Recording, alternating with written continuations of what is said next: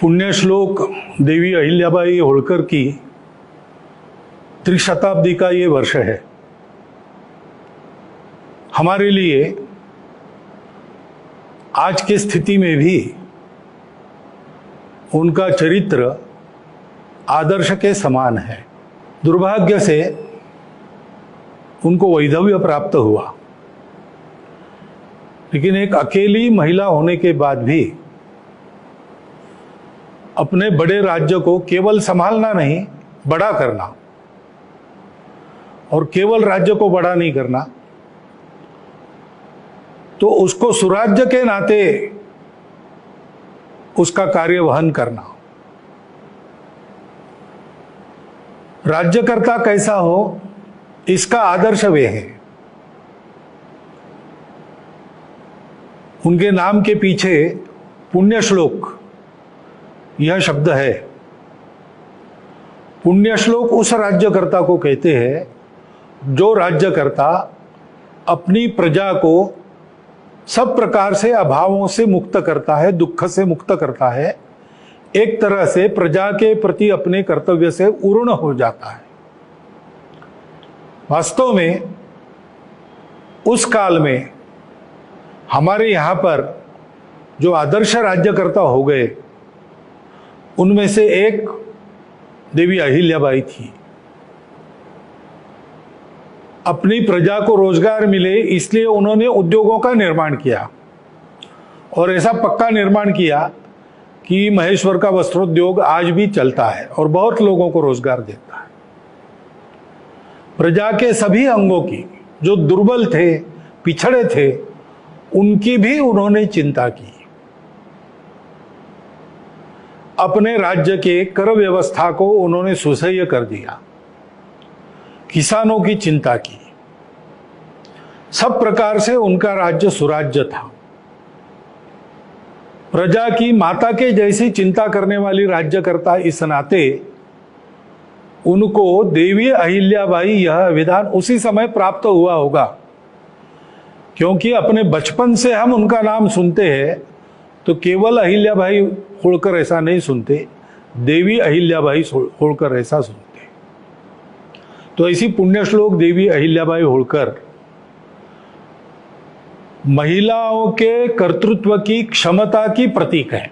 मातृशक्ति के सशक्तिकरण की बात आज हम करते हैं, लेकिन मातृशक्ति कितनी सशक्त है और क्या क्या कर सकती है, कैसे कर सकती है, इसका अनुकरण करने लायक आदर्श देवी अहिल्याबाई ने अपने जीवन से हम सब लोगों के सामने रखा है।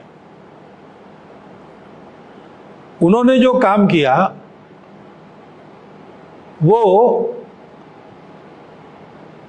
अनेक प्रकार से विशेष है। राज्य को उन्होंने कुशलतापूर्वक चलाया। उस समय सभी राज्यकर्ताओं से उनके संबंध मित्रता के थे। इतना ही नहीं तो आसपास के सभी राज्यकर्ता भी उनको देवी स्वरूपा मानते थे। इतनी श्रद्धा और आदर उनके बारे में समकालीन राज्यकर्ताओं में था। राज्य पर कोई आक्रमण न हो इसलिए समर नीति की जानकार ऐसे भी उनको जाना जाता है। बड़ी सेना लेकर राघोबा दादा आए थे, लेकिन उन्होंने अपने नीति से और बिना संघर्ष के उस आपत्ति का निवारण कर दिया। ऐसी कुशल प्रशासक, उत्तम राज्यकर्ता, सामरिक और राजनयिक कर्तव्यों में माहिर, इस प्रकार की राज्यकर्ता थी। और केवल अपने राज्य की उन्होंने चिंता नहीं की, पूरे देश की चिंता की।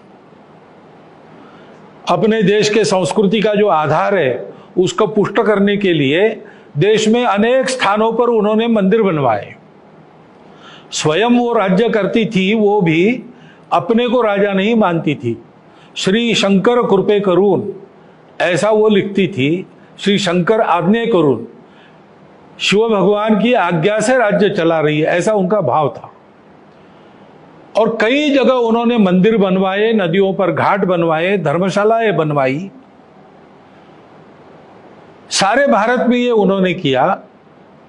जो धर्म यात्राओं के मार्ग थे और व्यापारिक आने जाने के मार्ग थे, उन पर उन्होंने ये सारे काम किए ताकि पूर्ववत भारत के सारी जनता का आना जाना अपने सांस्कृतिक स्थलों में और अपने आजीविका के लिए सर्वत्र चलता रहे, एकात्मता बनती रहे, बढ़ती रहे। इतना दूर का विचार उन्होंने करके यह काम किया, और विशेष है कि अपनी धर्म श्रद्धा के कारण किया, इसलिए उन्होंने ये सारा काम अपनी निजी संपत्ति में से किया।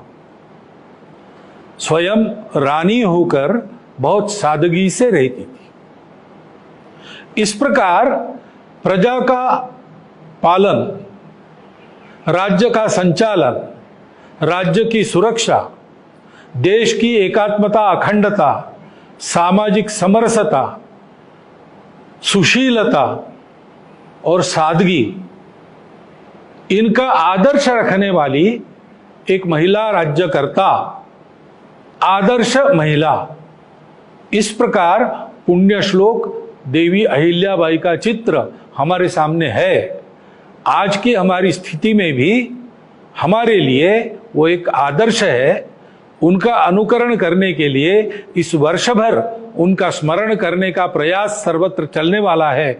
यह अतिशय आनंद की बात है। उस प्रयास को सब प्रकार की शुभकामना देता हुआ मैं अपना कथन समाप्त करता हूं।